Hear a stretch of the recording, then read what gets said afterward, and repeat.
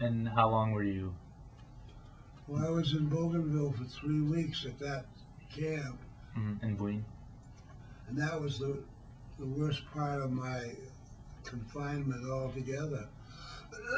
To be all alone and to not and to, the ways of the Japanese were so alien to anything that I knew. They all I could think of was if I could just see another Caucasian or an American, and then I could die in peace.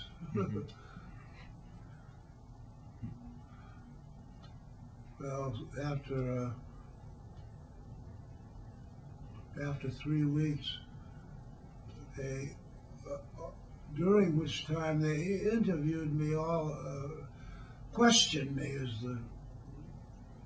for information, and every day. It did nothing for my burns.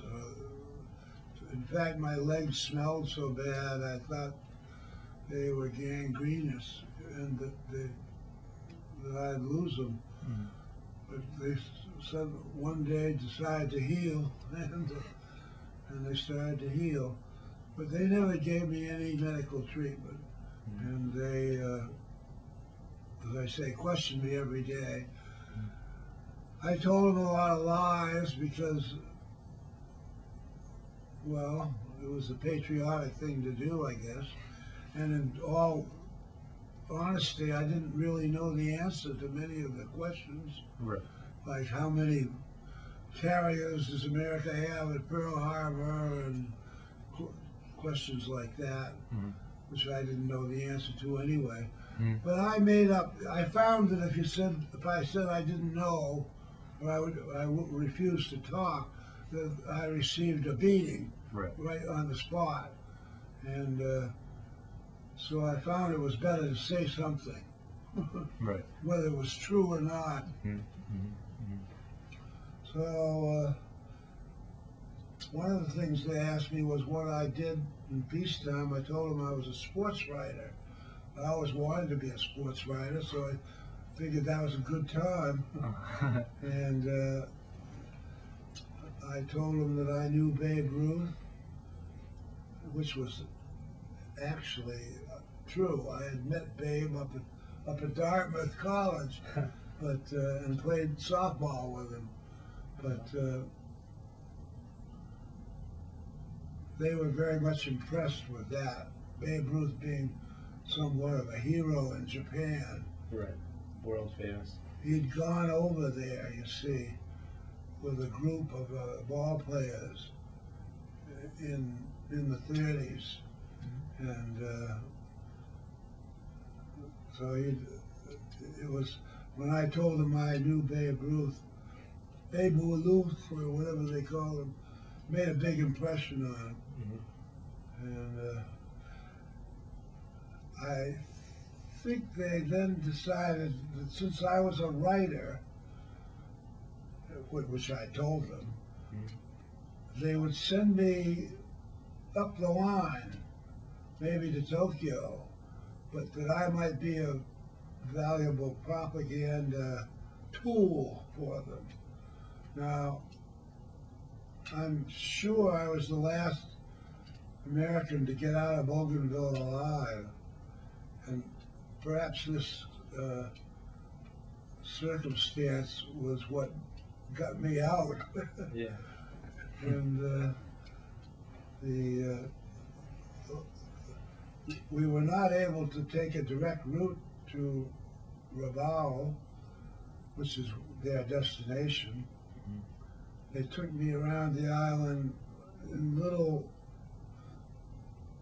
15, 20-mile pieces. And then in the daytime, they would camouflage the boat under palm fronds.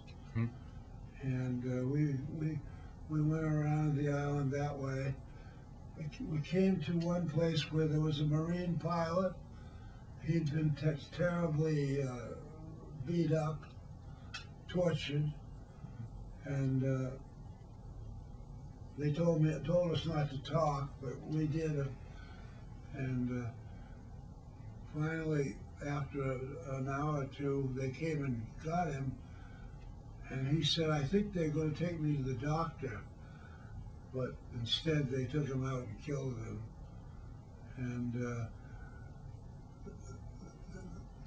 we proceeded to the north of part of Bougainville to a place called Buka Passage, and there I met another American who named Bill Wells, who had been a carrier pilot on the Saratoga, and so I was glad to hear that the Sarah was still in business and had been raiding the Japanese. In fact, had raided Rabaul Harbor, and maybe the next night they put Wells and I on a destroyer in the middle of the night. They couldn't venture out in the daytime because the American Navy was making itself known, and so they put me on this destroyer with Wells, and we proceeded at high speed to go to Rabaul, where we unloaded. It's a beautiful harbor, Rabaul was, and but there weren't many Japanese ships there because Americans had raided it several times, and so they took me and Wells they put us in a car, an ancient Chrysler, or Lincoln Zephyr, I think it was, and we proceeded through the town, which had been beat up a little, but not too badly, and we went to the prison camp, which consisted of 6 cells side by side, one after the other, and where there were American prisoners. So I was delighted to see them. Two of which I even knew, and we were in these cells in Rabaul. This was, this would have been about December 1st, from December 1st to March 1st, or March 3rd, at which point the town of Rabaul was obliterated, and we were taken out of there. This was 1943 or 1944. 44. Right. Okay. Well, 43. It was 43 in December. Yeah. Okay. And so then the town was demolished, and then they moved you. It was demolished in March, and they apparently got advance word because they had put us in a different shelter, and we always thought that they must have had advance word, and